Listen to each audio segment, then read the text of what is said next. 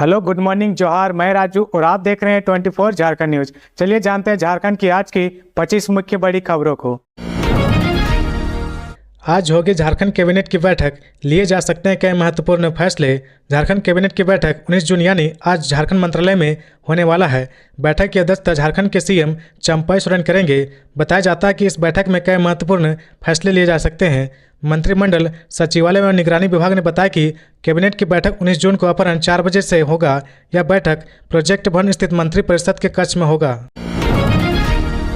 जयराम महतो ने ठोकी ताल, कहा विधानसभा चुनाव में 55 सीटों पर उतारेंगे प्रत्याशी। जयराम महतो ने मंगलवार को रांची में ऐलान किया कि झारखंड में आने वाले विधानसभा चुनाव में JBKSS कुल 55 सीटों पर चुनाव लड़ेगा। उन्होंने कहा कि हमने लोकसभा चुनाव में कुल 8 सीटें पर प्रत्याशी उतारा था। इन 8 लोकसभा सीटों के अंदर 46 विधानसभा सीटें आती है। जाहिर तौर पर हम इन सभी 46 विधानसभा सीटों पर चुनाव तो लड़ेंगे। इसके अलावा हमने सोचा है कि हम जमशेदपुर, खूंटी, गोड्डा लोकसभा सीट के अंदर आने वाले विधानसभा में भी जाएंगे। कुल मिलाकर हम 55 सीटों पर चुनाव लड़ने की तैयारी में है। इसके साथ ही उन्होंने बताया कि 15 से 25 दिन के अंदर पार्टी को सिंबल भी अलॉट कर दिया जाएगा। इसके साथ ही पार्टी का रजिस्ट्रेशन भी हो जाएगा। विधानसभा चुनाव में मुख्य मुद्दों को लेकर पूछे सवाल पर जयराम महतो ने कहा कि विधानसभा का चुनाव एवं राज्य के मुद्दों पर लड़ेंगे।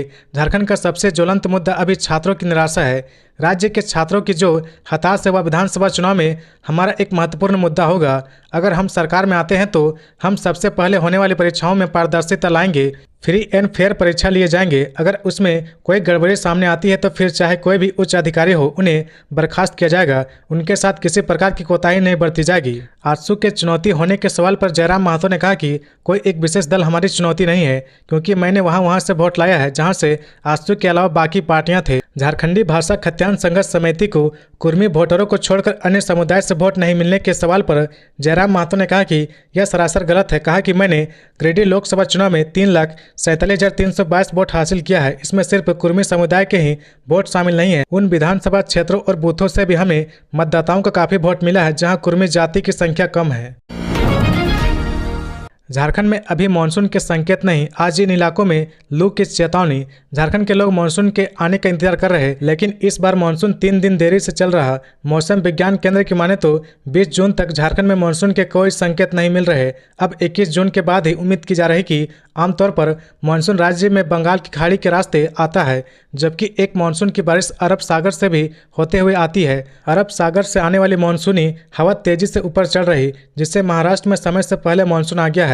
हालांकि शुरुआती दिनों में दक्षिण पूर्व मानसून ने तेजी दिखाई थी। समय से पहले नॉर्थ ईस्ट के सभी राज्यों को कवर कर लिया था, लेकिन उसके बाद इसकी रफ्तार धीमी हो गई है। यही वजह है कि पश्चिम बंगाल, बिहार व झारखंड में भी मानसून की बारिश शुरू नहीं हुई है। बारिश नहीं होने की वजह से स्थिति यह है कि पलामू प्रमंडल के कई जिलों का अधिकतम तापमान 45 डिग्री सेल्सियस के आसपास चल रहा। खबरों में आगे बढ़ने से पहले अगर अभी तक आपने इस चैनल को सब्सक्राइब नहीं किया तो प्लीज सब्सक्राइब कर ले, जिससे झारखंड की हर छोटी सी बड़ी खबर की अपडेट आप तक पहुंचता रहे। पीएम किसान की 17वीं किस्त जारी। रांची में कृषि सखियों को मिले सर्टिफिकेट। किसान कल्याण पर बोले विधायक समरी लाल। पीएम किसान की 17वीं किस्त के तहत देश के 9 करोड़ 26 लाख किसानों को 20,000 करोड़ रुपए का वितरण एवं कृषि सखियों का प्रमाणीकरण किया गया। रांची की कृषि विज्ञान केंद्र में इस अवसर पर कार्यक्रम का आयोजन किया गया। इस मौके पर प्रधानमंत्री किसान की 17वीं किस्त ऑनलाइन हस्तांतरित की गई। सभी ने पीएम मोदी के संबोधन को लाइव देखा। कांके विधायक समरी लाल ने कृषि सखियों को सर्टिफिकेट देते हुए कहा कि किसानों के कल्याण को लेकर केंद्र सरकार तत्पर है। पीएम मोदी ने अपने तीसरे कार्यकाल की शुरुआत ही किसान विकास योजनाओं की मंजूरी के साथ की है। प्रधानमंत्री नरेंद्र मोदी ने वाराणसी से ऑनलाइन संबोधन के बाद कृषि विज्ञान केंद्र रामकृष्ण मिशन आश्रम रांची के मुख्य अतिथि कांके विधायक समरी लाल द्वारा 10 कृषि सखियों को सर्टिफिकेट प्रदान किया गया, जबकि अन्य 228 को बाद में सर्टिफिकेट दिया जाएगा। मुख्य अतिथि समरी लाल ने अपने संबोधन में कहा कि प्रधानमंत्री ने अपने तीसरे कार्यकाल की शुरुआत ही किसान विकास योजनाओं को मंजूरी देकर की है, जो इस बात का संकेत है कि भारत सरकार किसानों के कल्याण के लिए कितनी तत्पर है। पुलिस को मिली बड़ी कामयाबी। टीएसपीसी के एरिया कमांडर दस्ते के 2 सदस्य गिरफ्तार। रांची के बुढ़मू पुलिस ने TSPC area commander Diwakar Ganju उर्फ प्रताप जी के दस्ता के सक्रिय सदस्य बड़का गांव थाना क्षेत्र के देवगढ़ निवासी 20 वर्षीय बादल गंजू और बुढ़मू थाना क्षेत्र के उमेडंडा निवासी 23 वर्षीय प्रिंस जायसवाल को गिरफ्तार किया गया है। बादल गंजू और प्रिंस जायसवाल के पास से एक देसी पिस्तौल, 2 जिंदा गोली और 2 मोबाइल फोन के साथ गिरफ्तार किया गया है। जानकारी के अनुसार वरीय पुलिस अधीक्षक रांची को सूचना मिली थी कि 2 नक्सली उमेडंडा शिव मंदिर के पास लेवी वसूलने के लिए आए थे और लेवी लेने के लिए कुछ लोगों को बुला रहे थे। रांची के पहाड़ी मंदिर, बोकारो के लुगुबुरु, गिरिडीह के मारंगबुरु व रजरप्पा मंदिर की बदलेगी तस्वीर, सीएम चंपा सोरेन ने दिए निर्देश। झारखंड के सीएम चंपा सोरेन ने अधिकारियों को निर्देश दिया कि रांची के पहाड़ी मंदिर लुगुबुरु एवं मारंगबुरु का विकास कार्य जल्द शुरू करे। रजरप्पा विश्व स्तरीय धार्मिक पर्यटन के रूप में विकसित हो, इसकी कार्य योजना बनाए। रांची के खेलगांव का हर हाल में मेंटेनेंस करे। धार्मिक, आध्यात्मिक समेत विभिन्न पर्यटन क्षेत्रों में अनेक संभावनाएं हैं। वे झारखंड मंत्रालय में पर्यटन, कला, संस्कृति, खेलकूद एवं युवा कार्य विभाग की उच्च स्तरीय समीक्षा कर रहे थे। मुख्यमंत्री चंपा सोरेन ने कहा कि झारखंड का प्राकृतिक सौंदर्य बेमिसाल है। हम झारखंड वासियों का सौभाग्य है कि यहाँ विभिन्न समुदाय के कई अहम धार्मिक स्थल एवं अलग अलग कला संस्कृति का एक अनोखा मिश्रण है। उन्होंने अधिकारियों को निर्देश दिया कि आदिवासी धर्मावलंबियों की आस्था एवं विश्वास का धर्म स्थल लुगुबुरु एवं मारंगबुरु को एक बेहतर पर्यटन स्थल के रूप में जल्द से जल्द विकसित करे। पर्यटन विभाग के पदाधिकारी जल्द से जल्द इसकी डीपीआर तैयार कर आगे की कार्रवाई शुरू करे। सीएम चंपा सोरेन ने कहा कि हुंड्रू फॉल का रिनोवेशन एवं वहां के गेस्ट हाउस निर्माण कार्य में तेजी लाएं। विभाग द्वारा चिन्हित वैसे सभी पर्यटन स्थल जिसे विकसित किया जाना है, उन स्थलों की कार्य प्रगति में शिथिलता न बरते बल्कि तेजी लाकर समय में संपन्न करे। मुख्यमंत्री ने पदाधिकारियों से कहा कि राज्य के पर्यटन तथा धार्मिक स्थलों को विकसित करने में अगर जरूरत पड़े तो दूसरे राज्यों के टूरिज्म प्लेस की स्टडी करे। राज्य सरकार चाहती है कि झारखंड के सभी चिन्हित पर्यटन स्थल विकसित हो, तभी राज्य का सांस्कृतिक गौरव बढ़ेगा और अर्थव्यवस्था भी मजबूत होगी। बोकारो के डीवीसी पावर प्लांट में बड़ा हादसा, बिजली का केबल कटिंग के दौरान 2 मजदूर बुरी तरह झुलसे।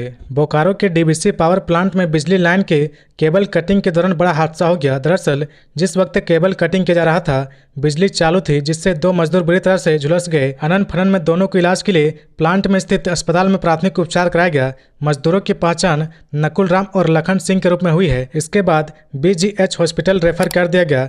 बताया जाता है कि दोनों बगैर किसी सेफ्टी के केबल काटने का काम कर रहे थे। बताया जाता है कि स्क्रैप वाले बी पावर प्लांट की कटिंग का कार्य हैदराबाद के राधा स्मेल ट्रस्ट कंपनी को दिया गया है। मंगलवार को प्लांट फायर सेक्शन के समीप 0 मीटर लेवल पर कंपनी के सुपरवाइजर के निर्देश पर गोविंदपुर पंचायत के 2 मजदूर केबल काटने गए। इस दौरान दोनों बगैर किसी सेफ्टी के इस कार्य को अंजाम दे रहे थे। घटना के वक्त डीवीसी के सेफ्टी विभाग का कोई अधिकारी या इंजीनियर सुपरवाइजर मौजूद नहीं थे। इस क्रम में जोर का फ्लैशिंग होने पर दोनों मजदूर झुलसकर पास स्थित एक नाला में गिर पड़े। मजदूरों की पहचान नकुल राम और लखन सिंह के रूप में हुई है। झुलसने के कारण घायल नकुल राम का पैर, चेहरा, बायां हाथ तथा दाहिना हाथ का आंशिक हिस्सा बुरी तरह से जल गया है, जबकि मजदूर रवि सिंह का दाहिना हाथ, कंधा और चेहरे का कुछ हिस्सा झुलस गया है।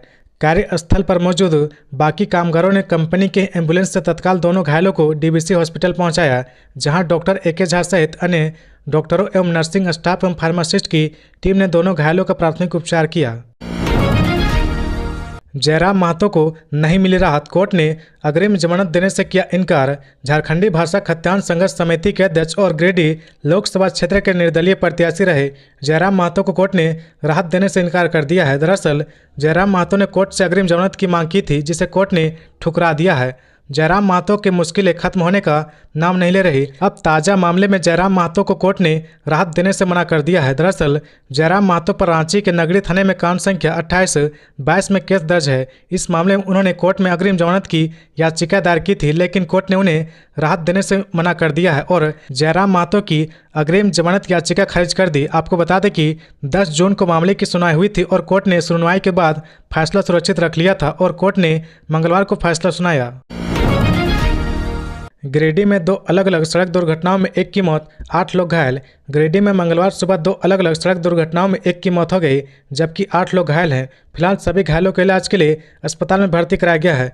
पहली घटना सतगावा के मुख्य मार्ग पर स्थित महलेत के पास की है, जहां सवारी वाहन दुर्घटनाग्रस्त हो गई। इसमें एक व्यक्ति की मौत हो गई, 3 लोग घायल हो गए। दूसरी घटना तीसरी थाना क्षेत्र की है, जहां एक अनियंत्रित कार पेड़ से टकरा गई। इस हादसे में एक बच्चे समेत 5 लोग गंभीर रूप से घायल हो गए। गिरिडीह के सतगावा मुख्य मार्ग पर स्थित महलेत के पास एक सवारी वाहन का अचानक टायर फट गया, जिससे वह असंतुलित होकर बिजली के खंभा से व पोलिंग से टकराकर सड़क के नीचे आ गया, जिससे एक की मौत हो गई जबकि 3 लोग गंभीर रूप से घायल हो गए। मृतक की पहचान 42 वर्षीय मनोज मूसहर पिता माहो मूसहर के रूप में हुई है। घटना के बाद वाहन चालक फरार हो गया।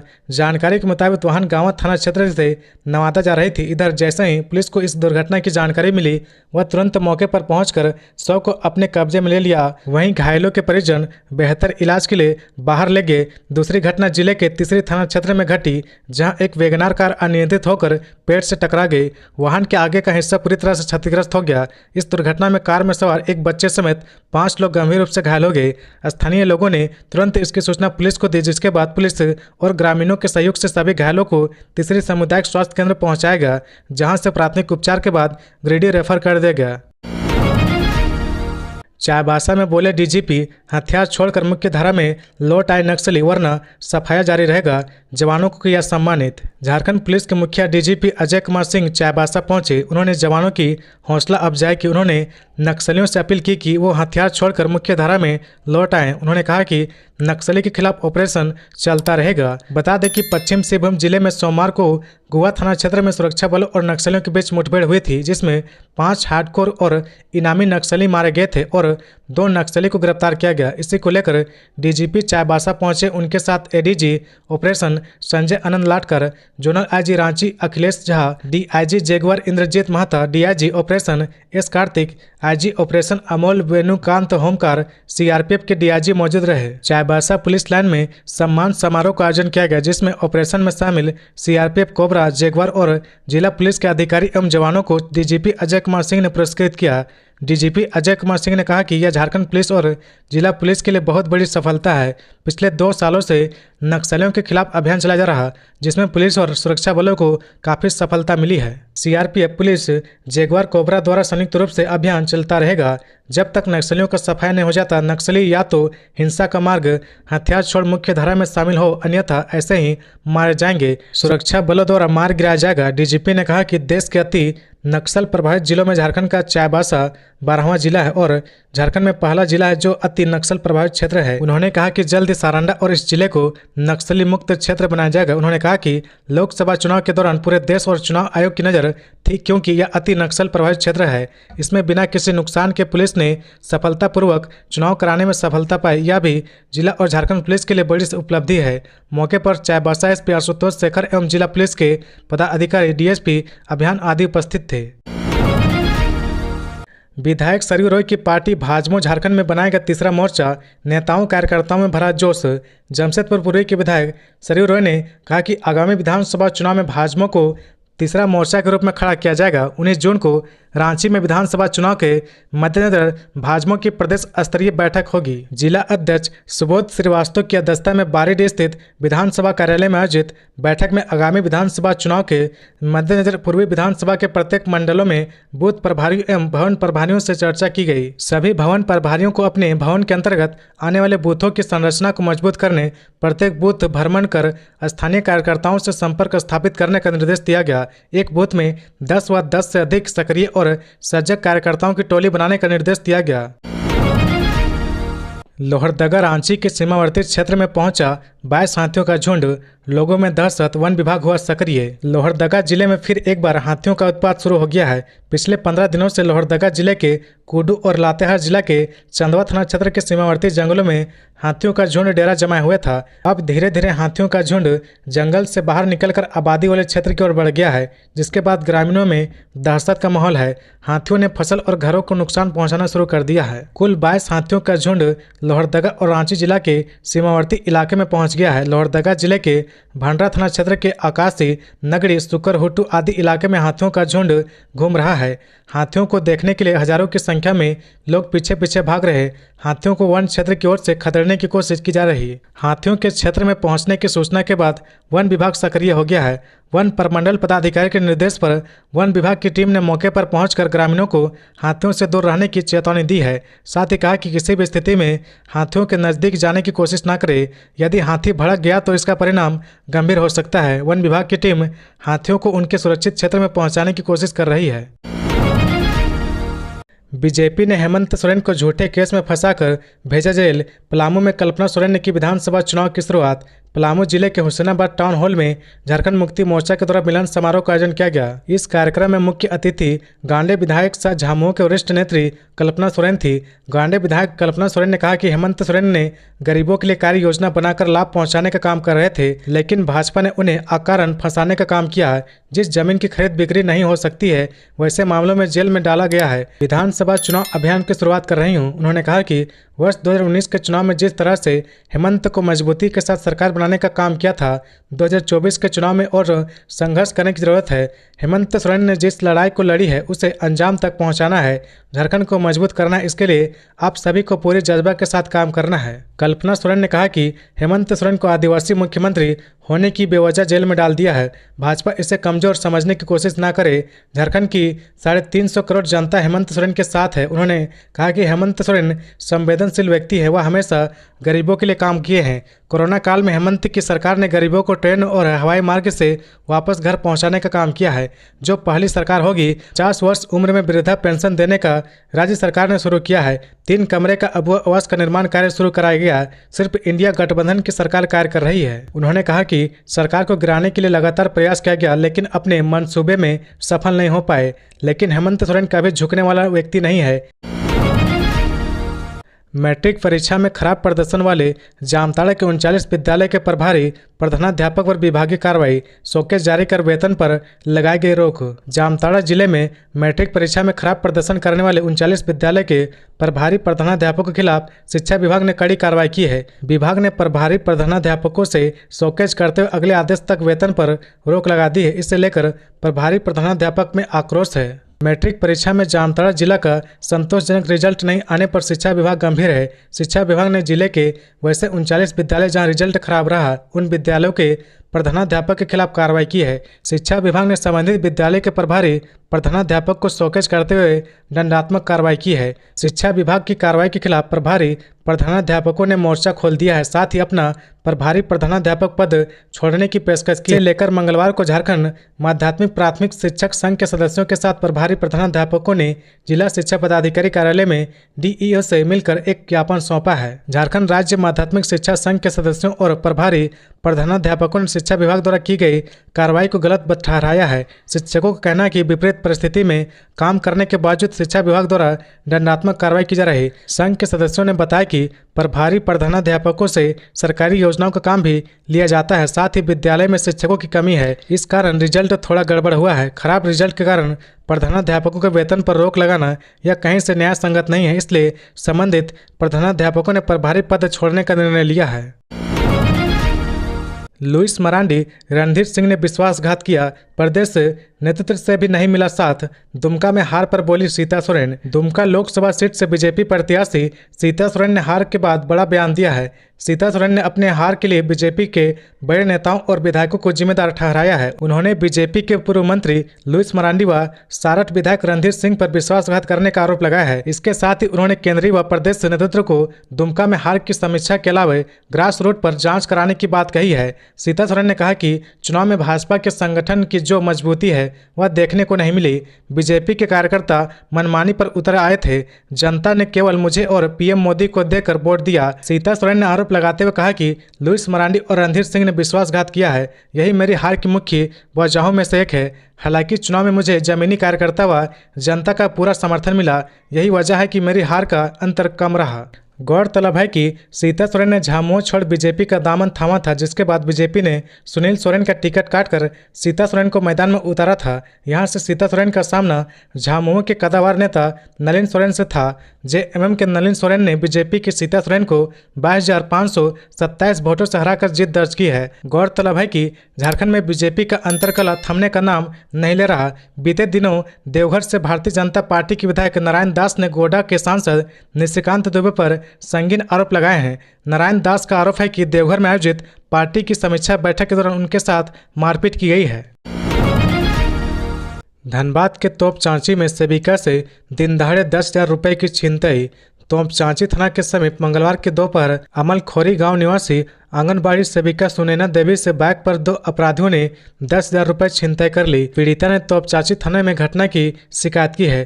तोपचांची पुलिस घटना की जांच कर रही है। सुनैना देवी ने बताया कि वह बैंक ऑफ इंडिया शाखा से रुपए की निकासी कर अपने घर जाने के लिए सुभाष चौक पहुंची। इस दौरान एक काले रंग की बाइक पर सवार 2 युवक पहुंचे और उसके हाथ से पर्स छीनकर फरार हो गए। पर्स में 10,000 रुपये थे, मोबाइल व जरूरी कागजात था। बैंक में लगे सीसीटीवी कैमरा के फुटेज में दोनों अपराधियों की तस्वीर कैद हो गई है। इससे पता चलता है कि अपराधी महिला का बैंक से पीछा कर रहे थे। पुलिस घटना की जांच में जुट गई है। तोपचांची बाजार स्थित सुभाष चौक पर दिन दहाड़े छिनतई की घटना होने से लोगों में दहशत का माहौल है।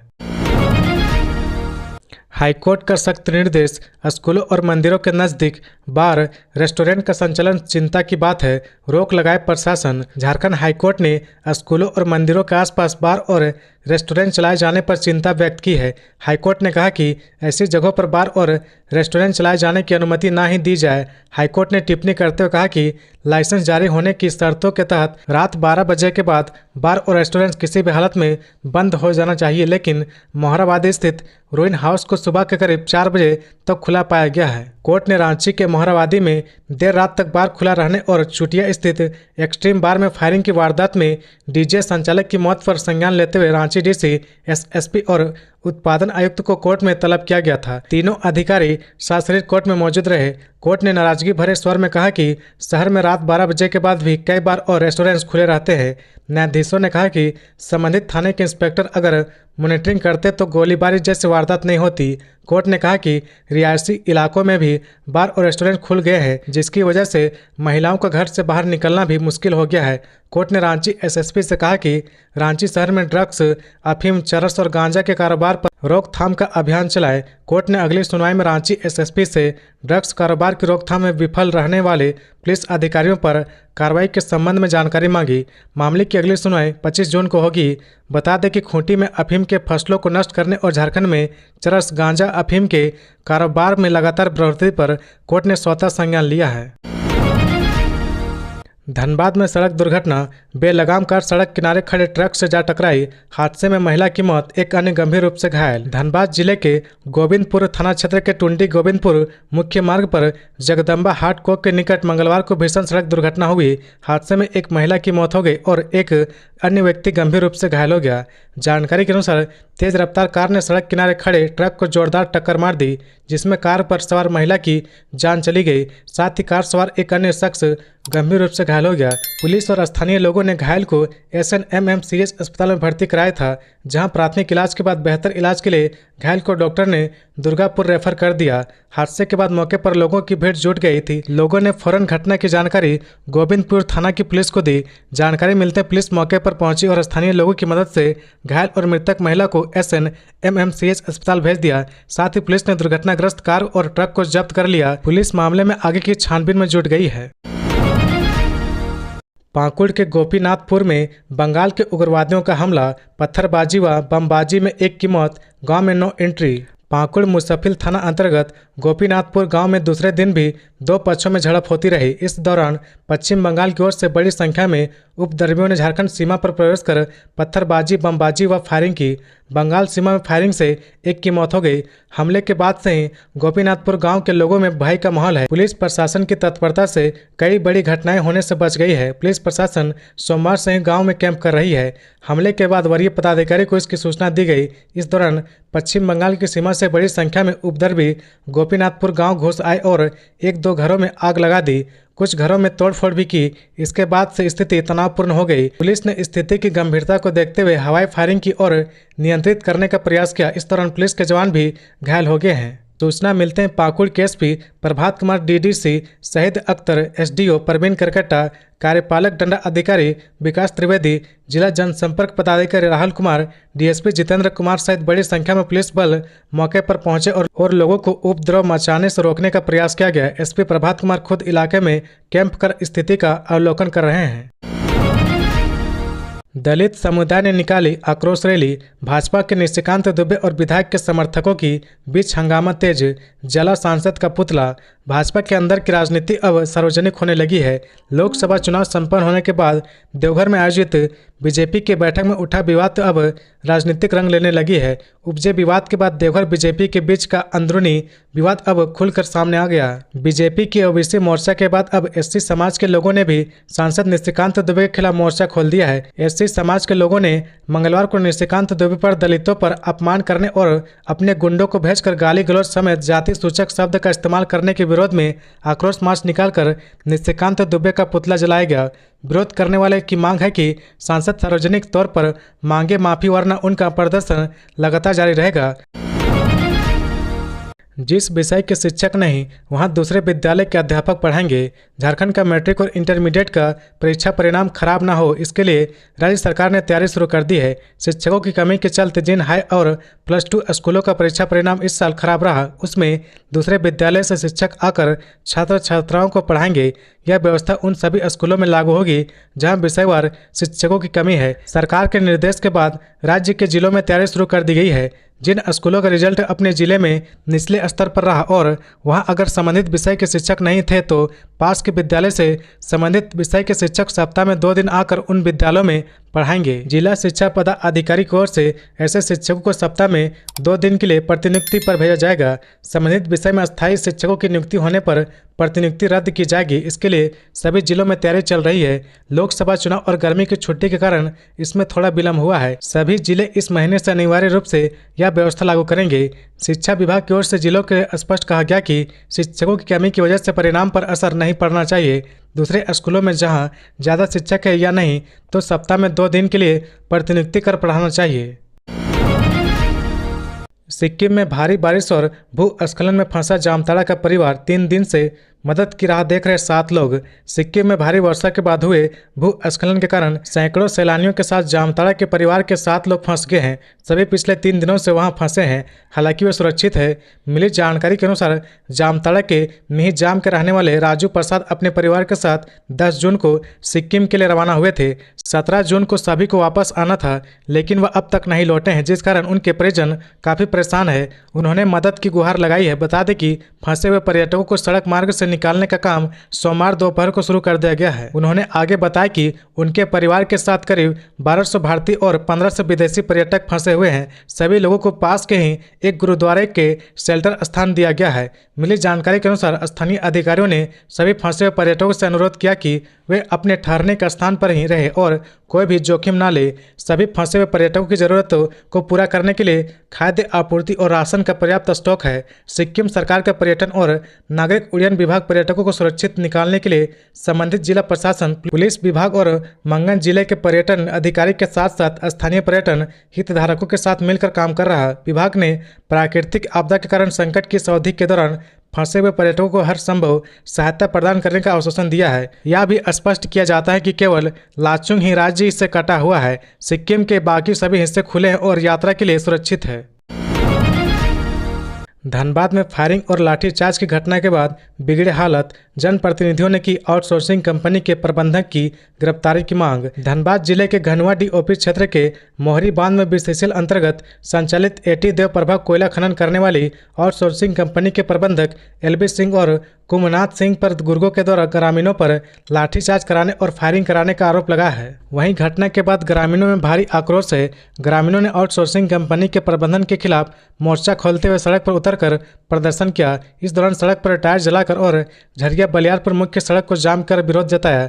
ग्रामीण दोषियों की गिरफ्तारी की मांग कर रहे थे।